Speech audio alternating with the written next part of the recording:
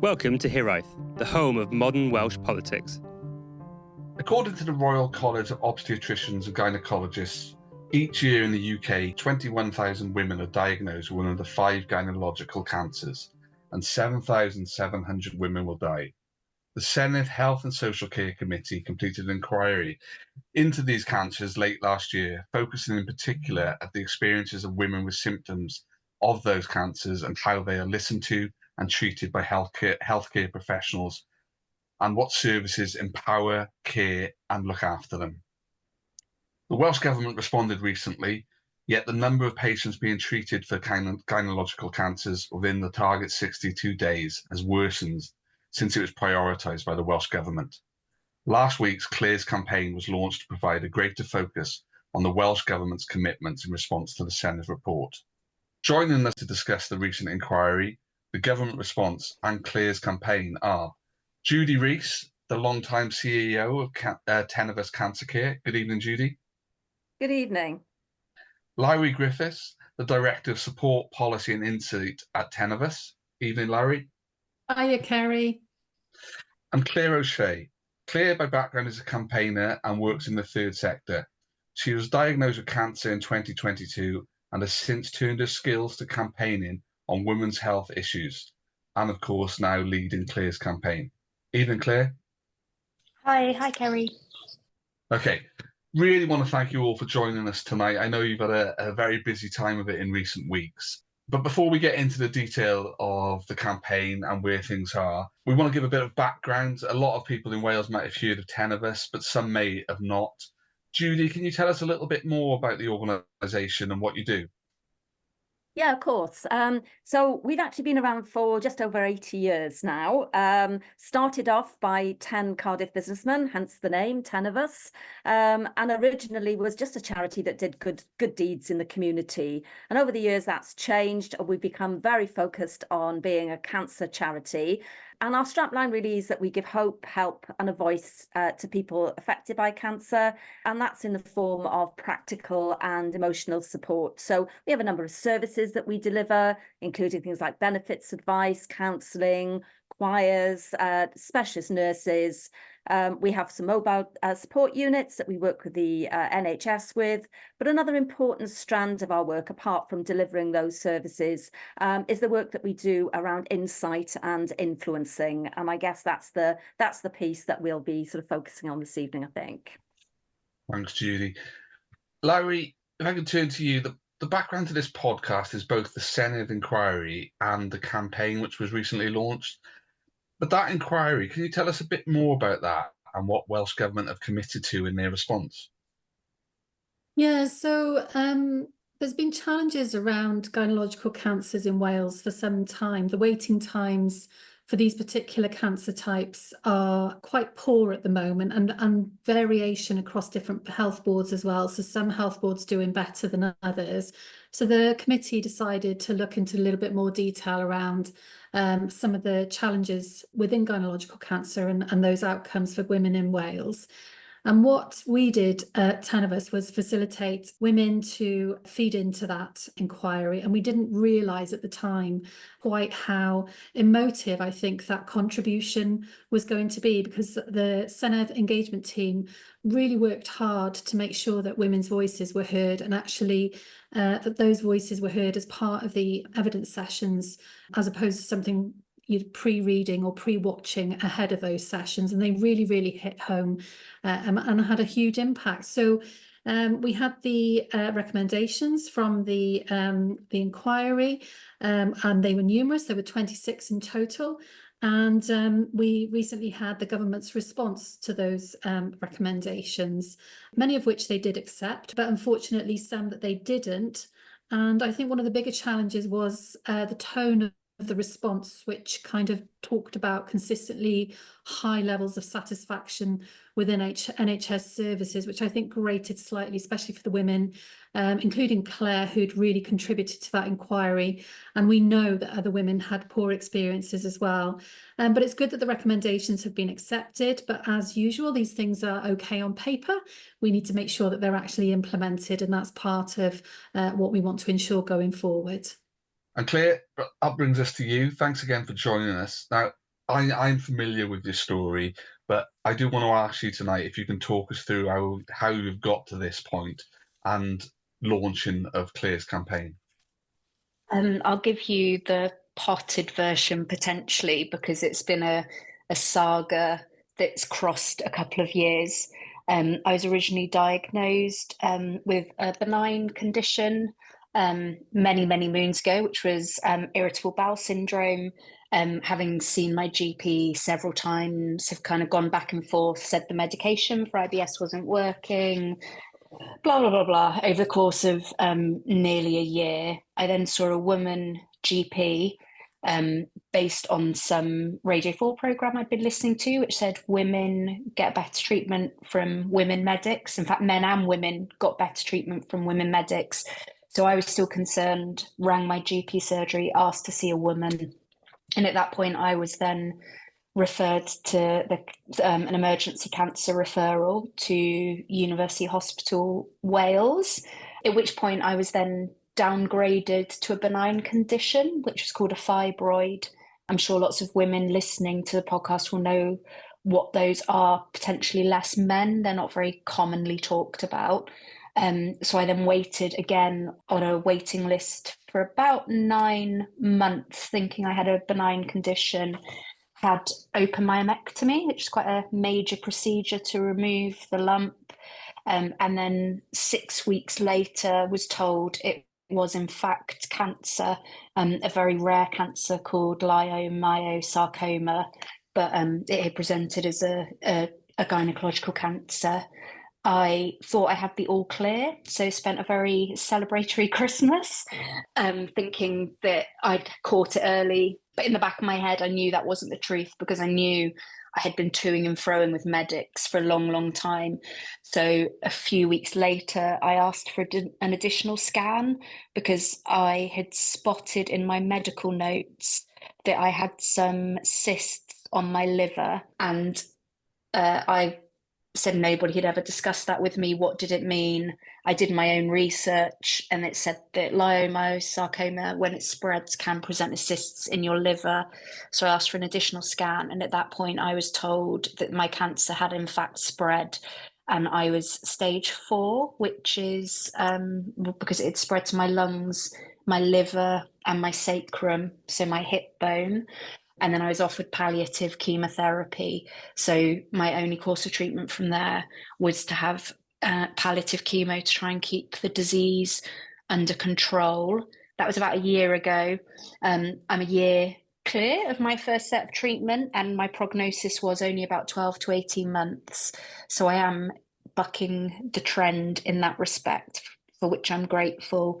But it's also given me a lot of time to start channeling some of my experiences into something a bit more positive. I don't want to talk for too long and hold for too much, but because of the sector I've worked in and the fact I've been a third sector campaigner and the fact I spoke to Judy and Lowry about my experiences via the Senedd inquiry, meant I got quite a lot of media coverage, and hundreds of women got in touch with me to say that their experiences were similar, if not the same.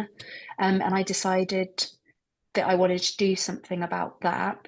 And it was only when the Welsh Government response to the inquiry came out that I would say a rocket really took hold. I think there's a worse way of putting that phrase, to try and get women's voices better represented, because the Welsh Government response didn't reflect the stories I was hearing. Judy, obviously we just heard Claire talk about this campaign, but at what point did Tenovus become involved, and what are your overarching aims for the campaign? We started to work with Claire and another woman who gave evidence. We kind of helped to facilitate that evidence and in the form of videos to that inquiry. And I would say that for all of us, I think Lowry's already said this, it was an incredible experience because the power, fullness, if that's the right word, of those videos, you could have heard a pin drop. And that for me has been the sort of the center of the recommendations. I think that's come through far stronger than anything else, was about those experiences. So So that was when we first started working with Claire and with Judith, who sadly has now passed. And it was really, I think, from there that we stayed in touch and sort of worked a lot with Claire around the media stuff. And then when we've had this this latest debate, and we had also the rather sort of lukewarm response from Welsh Government, it was really right. How can we take this to another level? So we had some internal discussions about how can we kind of make this work, and how can we work with Claire, you know, to do some stuff around this. And so we came up between us with the idea of Claire's campaign, and spoke to a couple of people about potential funding. And well, we didn't have to say very much, I have to say, because, you know, the story was so powerful. It was basically, well, you know, how much do you want? It was great, you know, to have that backing. And already we've seen, you know, when Claire's story became public and was reported in the media, and has been public through the Senedd, various inquiries and reports, it's obvious. I mean, the floodgates opened, didn't they, Claire? Absolutely did, in terms of the numbers of people coming forward, either women themselves or quite often relatives of those women, because the women have died as a result of this sort of shocking experience. So the whole thing really is to pull all of this together, make sure that those women know that they're being heard. Once we've got that, then it's about holding the government to account. It's really very, very difficult to turn around and say, well, most people are really happy with the experiences they have, when we've got hundreds of women who are saying precisely the opposite. So that's kind of what we want to get out of it, really, is the accountability, but also that focus for those women who've been so badly affected. Claire, do you think the Welsh Government are listening? Yes and no. Welsh Government specifically, not necessarily so far. The cross-party support for the women who went through the inquiry and the resulting kind of report has been outstanding. I don't know if many people watched the debate or, you know, got it through monitoring or whatever, but it's been really, really well supported. There's various Labour MSs who've been heavily involved as well, maybe because initially they were on the committee, but because they've had a personal experience or something. So I know there's a ground swell of people wanting to support this. Some people weren't in Welsh Government last week, now they are in Welsh Government. So it's good to have some people like on the inside who are really banging this drum. But the response that came out was, I think Judy said, lukewarm. It was really, really disappointing. It failed to acknowledge the baseline was only 34% of women were receiving treatment within the 65-day recommended timeline, which is terrible in and of itself. But since it had been made a priority, it in fact got even worse. And lots of the response from Welsh Government was this kind of, well, we're already doing this and there's already a plan here and we can do this because it's cost neutral. And it just hasn't acknowledged just how awful gynecological cancer services are for women. But it also, the response kind of came back with statistics saying, you know, lots of women are really satisfied with the service that they've received. And that's almost what they wanted to highlight. And it was like, well, that denies, one, that only 34% of women are getting treatment, but two, it's ignoring the really catastrophic and awful things that happen to women when they are ignored. So I did question at the time, when those women were actually asked how satisfied they were with the gynecological cancer services. If you'd asked me the day after my first surgery, I probably would have given them a 10 out of 10 through sheer relief that I'd finally had my surgery and everything was going to be okay. If you'd asked me 5 months later, my opinion would have been back down on the floor. So I just don't think the statistics are a fair way of measuring women's experiences.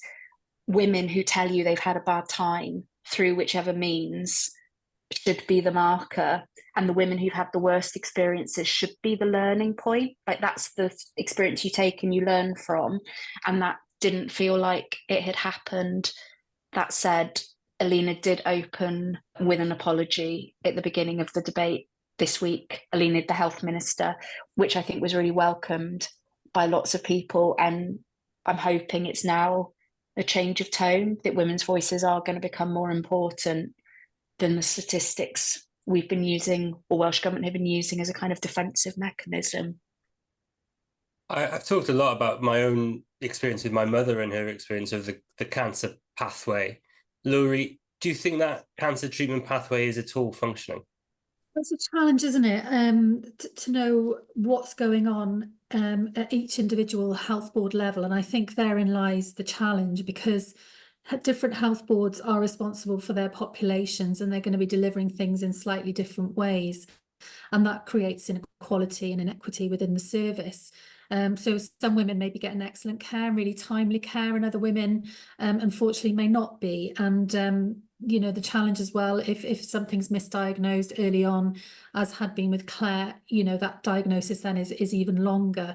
So I think the challenges lie in implementation of pathways, and we do know that there are now pathways that have been developed for each cancer type, which is really, really helpful. And those pathways tell you what should happen within a 62-day target from the point of suspicion to actually starting treatment. We're not meeting those pathways. We know that actually a lot of them need investment to speed up the pathways. And gynecological cancer, there are different types of gynecological cancer, including the sarcoma, which happens to be in that area, as what's happened to Claire. So there's a huge amount of work to do, and there is no money, as we keep getting told over and over and over again. But I suppose what we would argue is, unless you focus resource and energy into making sure those pathways do work across the board, across all health boards, then we're never going to see outcomes change for women. So that's what needs to happen next, is a concerted effort to actually make those changes happen. Like Claire said, the minister actually made the commitment to focus and prioritise gynecological cancers way back in March 2023, and or was it October 23, but certainly during that 6-month period. And here we are, you know, not too much longer later, and things have actually got worse, which is not a good look, really. How do we hold government to account on this? They can make all these promises, but if things keep getting worse, what's the marker for us to actually hold them to account?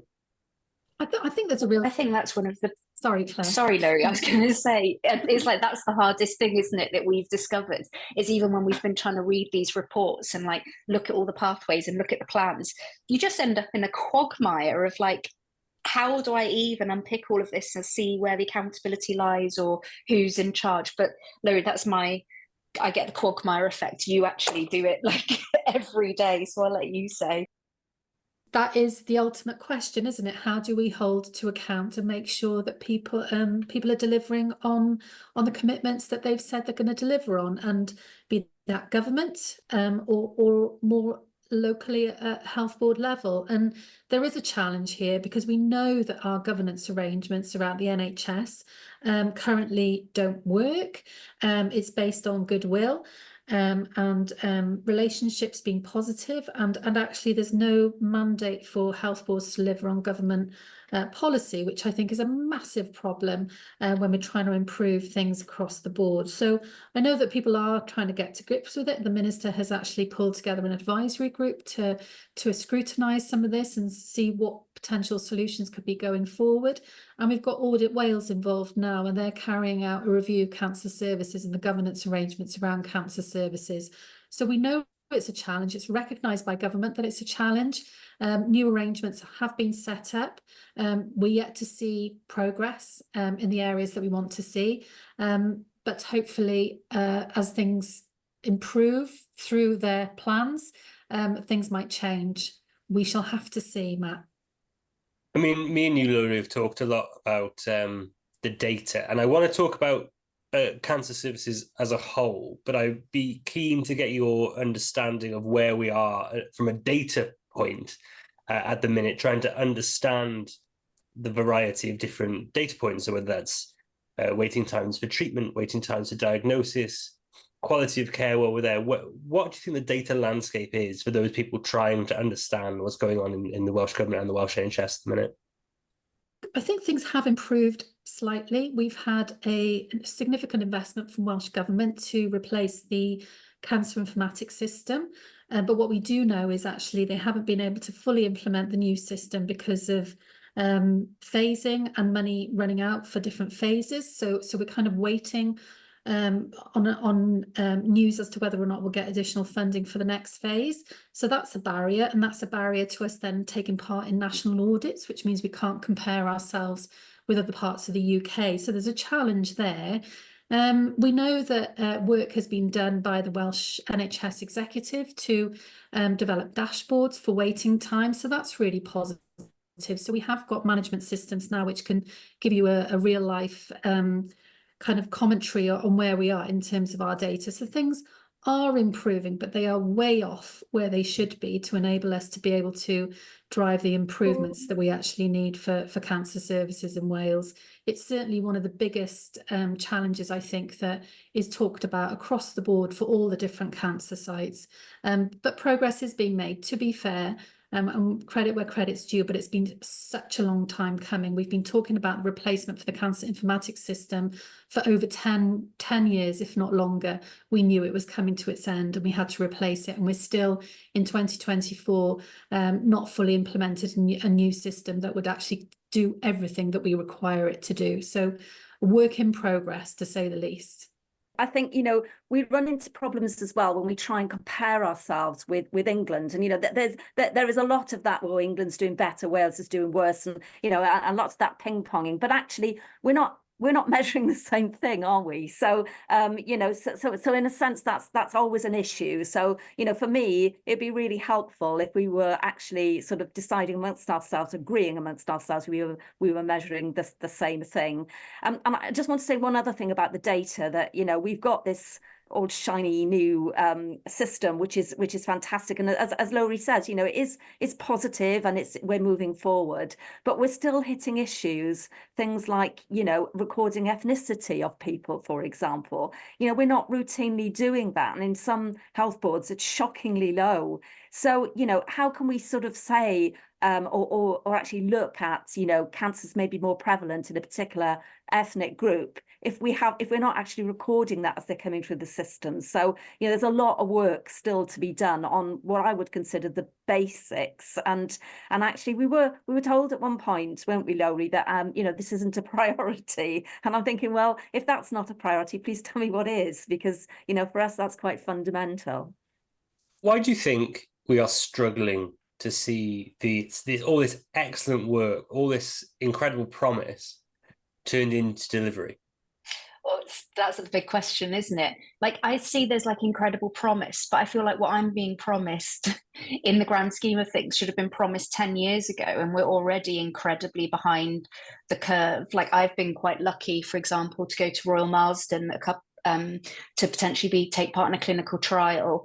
When I went to Royal Marsden, within 2 hours of having been there, I went on an app and notes from my meeting had been uploaded, and I could directly look at a report on my most recent pathology. I can't do that in Wales. I've had to, like, in order to find out I needed a scan on my liver, I had to do an actual like freedom of information request to get my own data for me to be able to kind of take my care forward.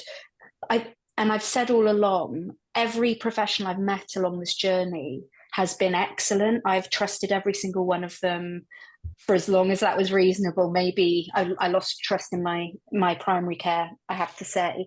But it's not about any one thing. It's a system problem where everyone is trying their hardest. But if something goes wrong, there is no capacity to correct it, or there's no give in the system. So I missed, something went wrong where I didn't get a surgery date when I should have had a surgery date. And it was only when I rang the health board like 75 times over 2 days to try and find out when my surgery was, that then my surgery was then re-slotted in. It's like I'd kind of disappeared from the system or something. And then someone hadn't noticed that for completion, my sarcoma specialist had said I should have an extra scan of a couple of organs. That got missed, and it was only when I read my data that I was able to press for that. And it's everyone under extreme pressure. And then if you discover something hasn't happened, waiting lists and things are taking so long, you can't correct the course at that point. I'm supposed to be having an urgent MRI because I'm having some pains.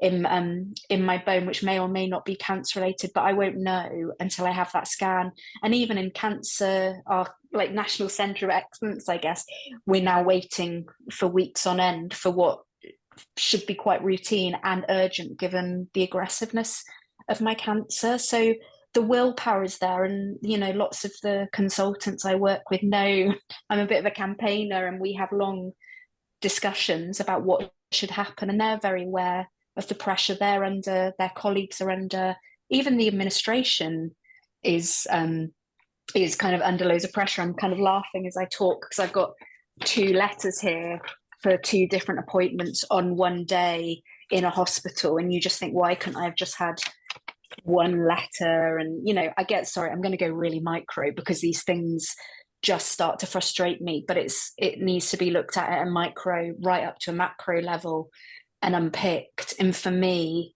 gynecological cancer is the cancer, obviously, because personally I'm invested in it, but it feels like it's so bad it needs some really, really serious attention. And this could become the gold marker of showing how to progress something and improve pathways and unpick things, because it's got such a long journey to go on before we can even consider it a kind of middling cancer service.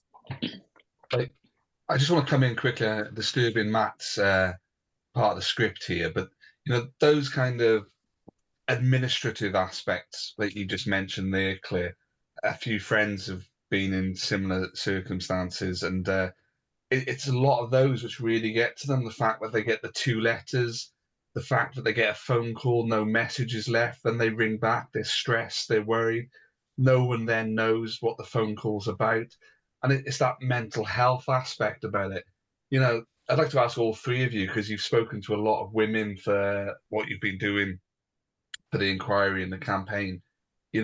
Is it that micro level, which perhaps doesn't get featured enough, is really, really important, isn't it? I'd say, yeah. I mean, yeah, I'll come in there first because, it is the basic stuff that we're just not getting right, are we? And again, I've recently heard of somebody who had a letter for an appointment, and, that should have been a couple of days before because it got stuck in the post. So why are we still sending letters? So all of that sort of stuff it's so fundamental, really, in this day and age. Why are we still doing that? There is just so much inefficiency there. But, again, if we're talking about fundamentals, one of the fundamental things, to come out of all of this, and that is really at the heart of Claire's campaign, is the fact that women are not being listened to right at the start. And if we actually got that right, that doesn't cost any money. But, if we actually got that right, then things would be a whole lot better for people like Claire. So, we do have to, there are big things that are wrong, and, we need to get workforce right. We need to get lots of things right. We need to get research and so on, clinical trials. But, it's the fundamental things that are wrong. No, I'd agree, Judy. And obviously Judy and Lowry work across all of the cancers and, with hundreds of women and men across all of the pathways. And I've only got kind of, I say only anecdotal, but the amount of women who've been in touch now, it doesn't feel anecdotal anymore. It feels like a serious, like, qualitative data study now. But it is those things. I've been at Maggie's today, which is a cancer charity based at Velindre, to meet someone for a coffee to just discuss some of the experiences before we held like a patient group. And everyone was saying having cancer is like having a second job. Like, the amount of time you spend in like trying to chase your appointments or make time available for an MRI or dropping plans at the last minute or just that kind of those processes, and exactly what Kerry said, like getting a missed call and then not being able to get an answer as to why somebody phoned you, and spending the next 2 days thinking your cancer has spread even further and they're going to break you bad news, occupies your energy and your time. And many of us, particularly some of the women I've been speaking to, we want to carry on working for as long as we can, and to be able to do that, you have to have a kind of a system that works for you as well. And it's that that constant weighing up, I find, and particularly in Wales, where we want to keep people working, we want a population of people who can be ill and work at the same time, and we're just not doing enough to facilitate that. The amount of people I know who are now saying, "Oh, I'm actually going to quit my job now because I haven't got enough energy to expend on these two things simultaneously," is awful, because it's the work and people's passions that give them purpose to carry on. And just becoming a cancer patient, or just identifying as a cancer patient, is a really difficult thing that no one really wants to do, but you're kind of eventually forced into it, because every Friday morning you're going to go to a clinic and sit there for 3.5 hours and maybe seen, maybe not be seen. Then you're going to go and do this, and maybe you'll get seen within an hour, or maybe you'll be there for 4 hours, and you just can't. It's hard to live a normal life around those kind of services. So I don't hope, it's a horrible thing to say, but more and more people are going to have cancer. More and more working people are going to be having cancer. We're not ahead of it. And gosh, I'm sounding like a real sick people should carry on working. I don't mean it like that at all, but I just mean some of us do get passion and purpose and care about our work, and we want to be able to carry on and do it if we want to, but those choices sometimes are taken away. I don't want to bash that kind of everyone should work, but some of us want to, particularly when you're diagnosed with cancer at 40. Just to come in on that, Claire, and you've talked about that at length, and I think it is incredibly important, and all testament to you as well, that you are still working given the diagnosis that you've had, and obviously the need to go to different appointments and things like that. And we hear often, I mean, we provide direct support services to people affected by cancer, and in particular our counselling service and our nurse-led service and our benefits service. And it's the smaller things that just get to people, really, the uncertainty and the waiting and the not being able to afford different things, which is so simple and normal in day-to-day life, but actually they're really, really important as part of people's experiences of their cancer. And as Claire said, by 2040 there's going to be 25,000 people a year in Wales diagnosed with cancer. It's about 20,000 now, so it's going up and up and up and up. And if we cannot get to grips with it now, we are doomed in terms of providing good experiences for people and trying to make sure that people have the best possible outcomes. We've had years of underinvestment in NHS and cancer services across the board, and it's really telling now. We're really at a crisis point, I think. So, and that's felt by people every day, unfortunately, right across Wales. Lowry, I'm sure Tenovus has got a view on the whole side of cancer across Wales, and it does appear from what I read for preparation for tonight and what you've all said that Wales is in a difficult place. What do you think we need to see far more of in Wales? We do feel as an organisation that there is more that we can do with what we have. And actually, as Judy mentioned earlier, taking somebody seriously doesn't cost money. Compassion doesn't cost money. We talk a little bit about compassion fatigue at the moment with our workforce, because they are so under the cosh and so overworked and bordering on going on off sick often, because they are so overwhelmed with the service at the moment. But we need to remember that there are people who have cancer, other people that they're treating, and I think there's just a massive challenge in terms of getting to grips with it all and unpicking it and actually knowing where to start. Because for me, I've kind of lost the kind of clarity around what needs doing, because it is so massive at the moment. So Judy, are you going to rescue me here and say what is that golden thread that's going to kind of sort us out, that silver bullet? Before Judy comes in, because I have got a follow-up as part of it, Judy, I was going to ask you, build on what Lowry said there, but are some of the failures, money and resource? I think that is part of it, undoubtedly. But there is a point where I know people say, well, you can chuck as much money as you like at it. If you haven't got the system working together, and you haven't got those those processes in place, then it's not going to work.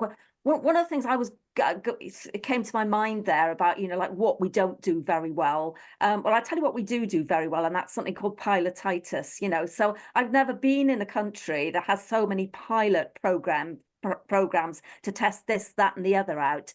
People find something that works, and I'm thinking particularly around some of the diagnostics that we have now. They're amazing, but nothing ever gets sort of rolled out or disseminated or shared. There's still this sort of silo working and lack of will, or almost like somebody has used the phrase learned helplessness in this, you know, to describe what it's like as a system. And I kind of feel that's kind of where we are. And it's almost like you want to give everybody a really good shake and say, no, it doesn't have to be like this. You know, we can innovate. And we've got some incredible people working here in the NHS. We've got some incredible research that's been done and some clinical research that's being done. But we just don't harness it in a coordinated way. And actually, if we did all of this stuff, and yes, if we invested more in prevention and, you know, sort of shifted the dial back to sort of stop people either getting cancer or catching it earlier so that we can cure cancer at that stage, then we'd be in a far better position. But it's almost like people are like rabbit in the headlights. That's how it feels like at the moment, that people are just unable to get out of this nightmare that they're finding themselves in. There's a lot going on in Wales. I think there's some fantastic work going on. I've worked with in one of my roles, I've worked with some fantastic cancer clinicians and surgeons. We really do have some of the top people in the UK. Do you think we listen to those people? Because I sat down with some of them, and over a coffee, you do get a very honest answer, which perhaps doesn't get to the top of government. Is that fair to say? You know, it can be really difficult, I think, for that sort of clinical voice and the clinical experience to sort of penetrate through to government. And I think this is where we've got all of those issues around accountability that Laurie, you know, touched on earlier. You know, like whose problem is it, you know, and who's going to stand by and sort of say, well, you know, I'll own that and I'm going to solve that. Or if it goes wrong, I'm going to actually, you know, take the hits on that. You know, for us, that's really frustrating because, you know, hopefully you know, when we get the NHS executive up and running, maybe we will have things that will, you know, run a bit smoother. But at the moment, I think history doesn't really give us much hope, does it, Laurie and Claire? No, I think that's we're just like, no, end of podcast. It's all hopeless. But it is true, and like having worked in the third sector and civil society, and specifically have worked for health charities in the past, it felt easier 10 years ago than it feels now. It feels more and more complicated. But I'm going to go back to an experience as a patient as well, and about that level of accountability.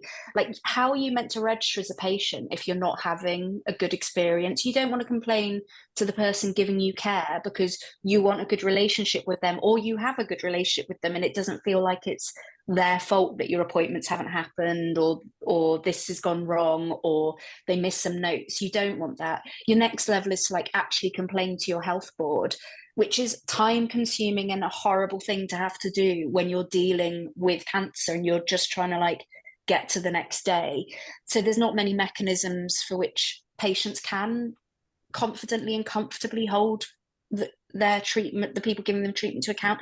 And there's this, you know, they introduced the kind of duty of candor a few months ago, which was meant to kind of change the culture a bit. But what are they doing to actually change the culture? You can't just say this is what we're doing now and expect like the biggest employer or whatever it is in Wales to just everyone suddenly go, okay, yeah, no, we're going to be really honest now. Because I still don't always feel like I've had honesty. I feel like I've had reasons and narrative about why something has gone wrong in my care, but I've never had a kind of like, do you know what, hands up, it shouldn't have happened, and as a result this is going to change. You just don't hear that. You get to hear a justification, which I accept, but it's like, it's just exhausting because you're like, I know why it went wrong, we all know why it's going wrong, what are you going to change as a result? And I do think individual clinicians feel a bit impotent in those spaces, like they can't shake it up and change things.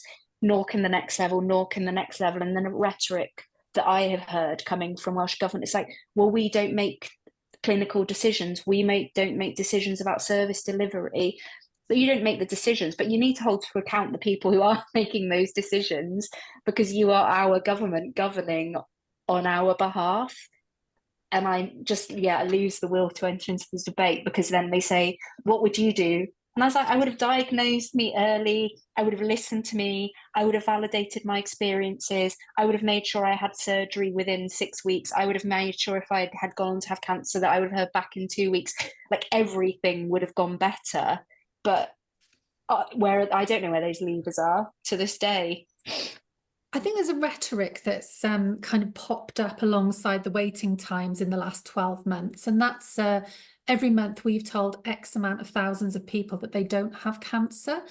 And that's brilliant. But actually, that doesn't mean that the people who do have cancer and are diagnosed late because of all the challenges that are in the system are any better off. So whilst we get that there is a massive demand, and there's a reason for that, because we changed NICE guidance a few years back, which meant the thresholds for referrals were lowered, and therefore more people are referred for tests, and rightly so, because we need to catch people earlier, and that's why that happened. What we didn't do at that point was actually anticipate that actually all these people would start entering into the system, would need to be tested, and therefore, yes, we're going to have thousands more people told that they don't have cancer, but we're still not getting to grips with the people who are in the system, who are waiting to be diagnosed with cancer and start their treatment. And also, I think, it's great to be told that you don't have cancer, but you may have another condition which is life limiting or affects your quality of life, etc. So, it's important to diagnose those people as well, so that they can get treatment in a prompt and efficient way. So it's great that we're hearing this alongside the waiting times, when we, again, only fail to meet our targets. But actually, it doesn't really wash very much to say that actually we're dealing with the capacity that's coming through, because we knew that this is happening. We know the trajectory and the projection for 2040. So what are we doing now to plan for that? And that's what we don't really see. I want to go back to the governance question just briefly, because I think whilst it's not one that in and of itself will get many headlines, I do think it's kind of fundamental to this issue. And I want to sort of hone in on why you think that the Welsh Government are so reticent to take responsibility and oversight for these decisions. Do you think it's simply because it's politically convenient? Do you think it's because they do believe fundamentally that clinicians are the ones that should be making these decisions? Or do you think they kind of want to have this get out of jail free card? Yeah, shall I start? Because I am not associated particularly with a charity who wishes to continue working with Welsh Government in a positive way. It's all of the above. Like, the people that vote for our politicians also work in the health system. They are also trying their hardest. You don't want to say the NHS is a disaster and make people personally accountable for it. There is a lack of leadership coming through. So by saying but we're the government, we're not the NHS, we're not the executive, for me feels quite convenient in some respects, because it's just so easy to just end up in this perpetual loop of finger pointing, and then sacking boards of people in North Wales when things are going wrong, and being shown looking like you're demonstrating leadership, but what actually are you changing as a result of the way you interact with people? And that's what worries me in some respect. Why aren't people listening to Welsh Government, and why are they not hearing it? But similarly, why are Welsh Government not fronting up and saying, do you know what the problem is? It is funding. No one's ever going to go, hands up, devolution's not working because we are not being given enough money to run our health service, and actually our budget is just one day just going to become one enormous health budget because the challenge is going to be so massive. No one's going to say that. So there's a lot of political kind of toing and froing about what's okay to say and what's not okay to say, which I understand as someone who's worked in campaigns and been really interested in politics. But something fundamentally has to change. And it's been really difficult in the last few months as well around the kind of the leadership elections. And I think our health minister almost basically said, I don't want to be health minister anymore. Please let me off of being health minister, blah, blah, blah, blah, blah. And then was reappointed as health minister. Like, what does that demonstrate to people who are in the health system thinking even our health minister doesn't want to do this anymore? And how much energy does she still have to try and like tackle these massive problems that we have in Wales, when you were kind of hearing that she didn't necessarily want the job anymore? Like, that almost feels like negligent in some ways to have, for people to have heard that message and then to have gone, well, no one really wants this job, do they? So let's keep someone in it. And that might not have been the background discussion, but that's how it's landed publicly. Is it feels like that. And it's like, who wants this job? Who has the energy and who has the passion to actually drive change? And also, you want someone who's future forecasting all the time. Like, what are we doing about AI, and what role is AI going to play in our healthcare system? I can't even access my documents digitally, and like, AI is already here, present, could be used for diagnostics and all that kind of thing, and that's not even being discussed yet. I've completely gone off the initial question. I just wanted to have a rant about Welsh Government. It's fine. I get that feeling quite often as well. Does anyone else want to take that hospital passo question from me, or do we want to move on to Kerry's last one? Judy, do you want me to go? Yes.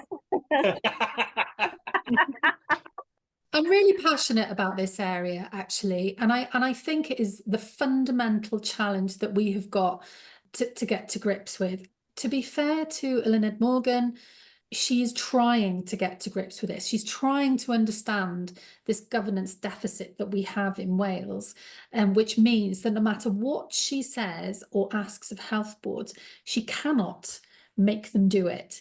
And that is fundamentally the problem, which is why you see things like sacking of a board as opposed to an executive, and you see special measures, but actually people are going to still do what they do within health boards. They might not work together as different health boards, and it's based on goodwill, which is something I said before. So to be fair to Eluned, she is trying to understand what the challenge is, and we have got this ministerial advisory group that she set up, which is going to report any time now. I think it's due to report. So she's got her experts together to actually tell her, what are the challenges here, and what potentially are the solutions.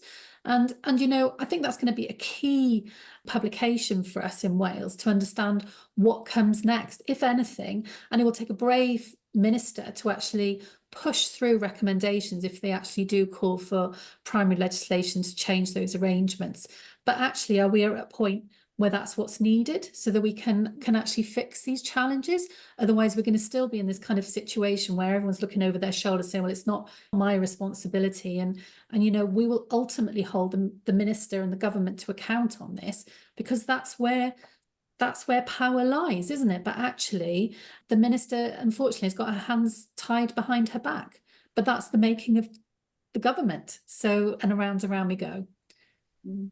I guess just one point, really, just to pick up on something that Claire said, that about the, where it's just one big health service that we're kind of left with. And, just looking at the last sort of budget round, and, the cuts that, every single department was asked to make, in order to shore up the health service, essentially, so if you work in sport, or if you work in arts, the budgets are absolutely decimated. We're going to have to be shutting things. People are going to be made redundant. What does that say, actually, about us? But, and even with doing all of that, which is just so incredibly painful, we've still got an NHS that's not delivering. So, at what point, quite honestly, do we have to hold our hands up and say, this absolutely isn't working? That is not a sort of a statement around devolution. It's a statement about the way that we run our services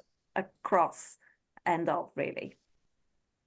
That made me laugh, Judy. Actually, it reminds me when my story was first on social media, someone had retweeted me saying, this poor woman and her awful experiences in the Welsh NHS, and here we are sending money to Uganda and planting trees, and being that like is my day job. I was just like, oh, if only they knew the complexity of this system. I was like, but all of those things are important. That's the point, isn't it? It's like the NHS can't trump everything. Like society needs all of these things happening, but we are going in a direction where you need more money to make radical change, and that has to come out of someone else's pot.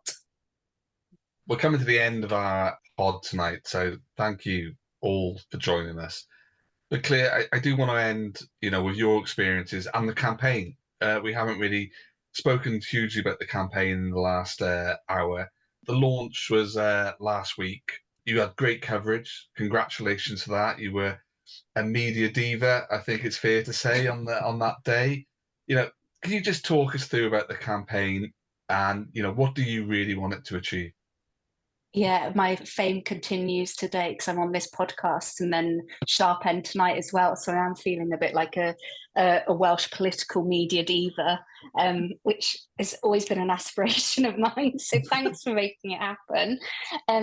So we talked about Claire's campaign a bit at the beginning, kind of light touch. But what I think more than anything I wanted to achieve through it is for women to feel validated about their experiences.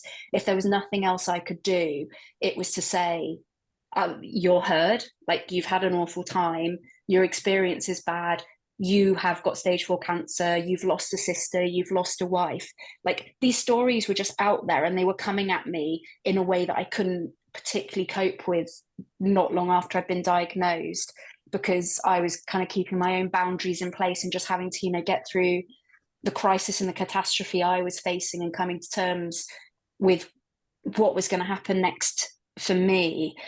And I just couldn't, I felt like a keeper. I felt like a repository of all these awful stories because I'd been on the news and everyone was like, could identify with the story or had a similar experience. So for a long time, I just kind of kept conversations with these people going, or toing and froing on Facebook or Twitter and things. And then my first round of chemotherapy gave me a bit of stability but didn't last for very long, and then my most recent treatment has given me stability, but I also haven't been incredibly ill from it. So I felt like I was in a position to start harnessing some of this energy, and I don't necessarily know where it would have gone, but when it was that thing that Lowry was saying, kind of like when Welsh Government came back and said things like, well, 1,400 people are being told they don't have cancer.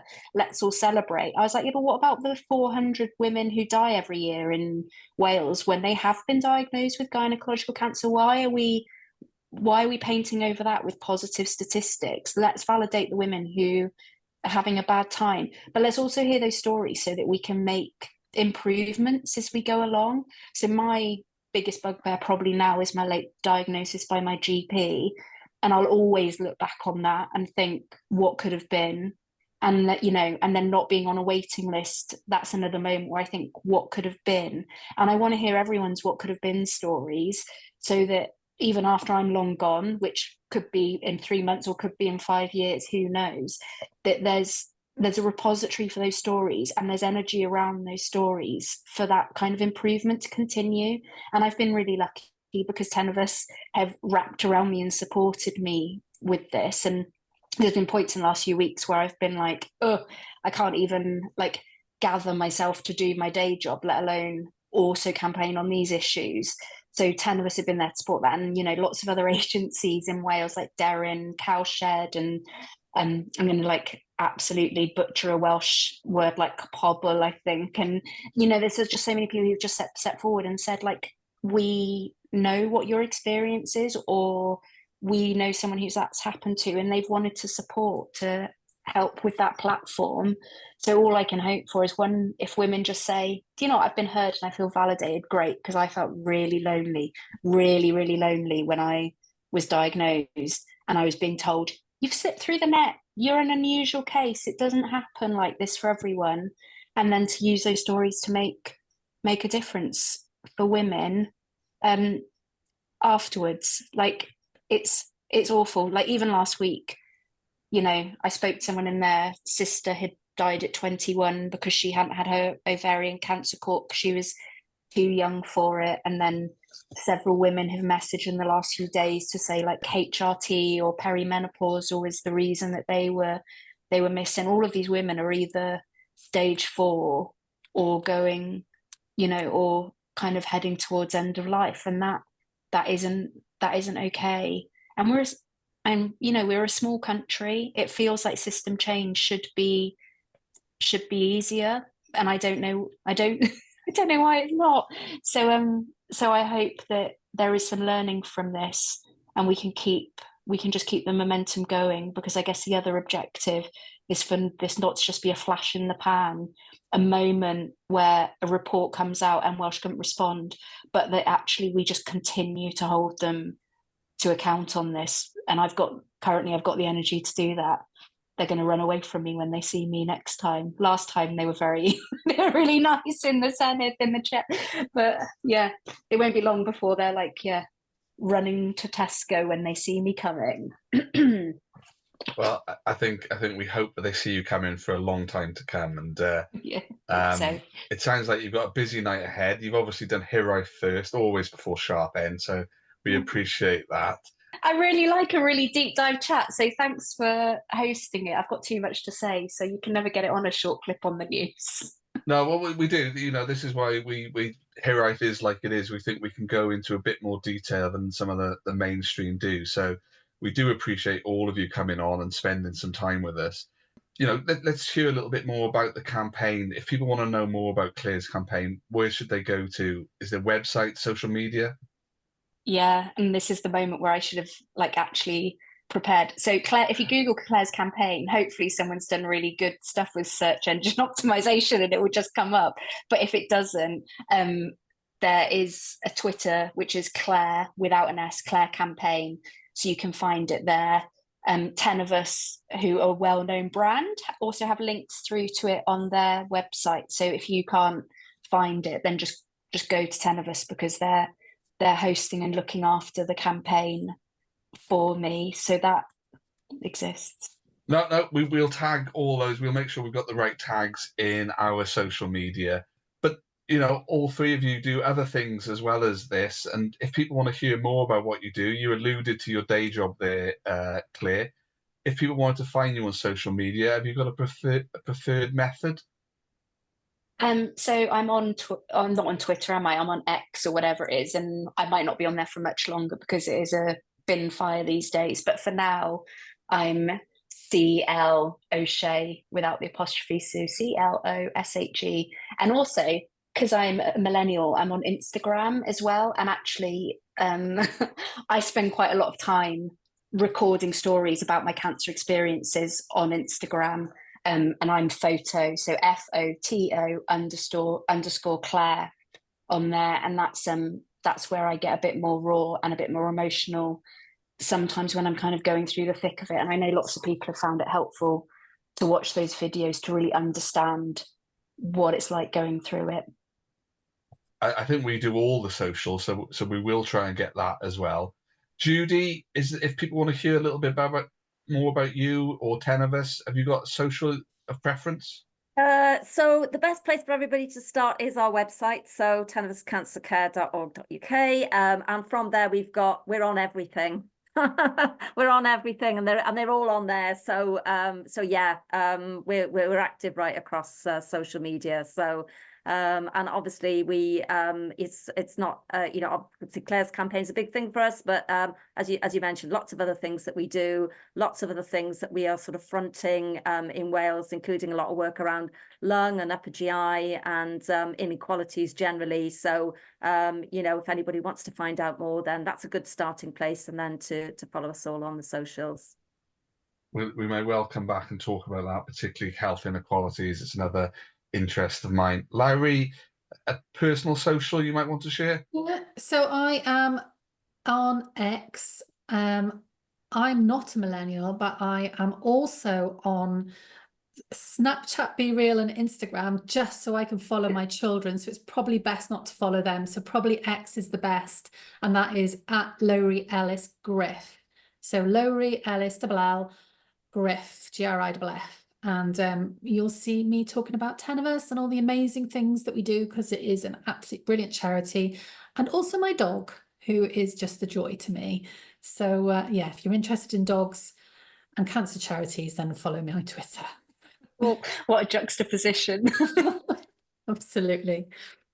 Okay, I do want to thank you all for joining us. I don't normally do this at the end of a pod, but I do want to end this week by thinking about and dedicating it to all the women out there who are battling these cancers and those that have sadly passed away, including Judith Rowlands, who, along with Claire, gave evidence to the Senate inquiry, but sadly passed away shortly after. And I also want to reflect on some sad news that I had last week. A good friend of mine and someone who I know listened to the pod, Sue Vincent Jones, had kept her cancer battle in private, but after a long and hidden battle, passed away recently. And I know that many of our listeners may know Sue. She was a comms professional within the political bubble in Cardiff Bay, and she was a real force of nature and will be really missed in the Welsh political bubble. So to all of you, thank you. Diolch, Kerry. Thank you. Thank you. Thank you for listening to Hiraeth. If you like what you heard, please don't forget to subscribe, rate and review.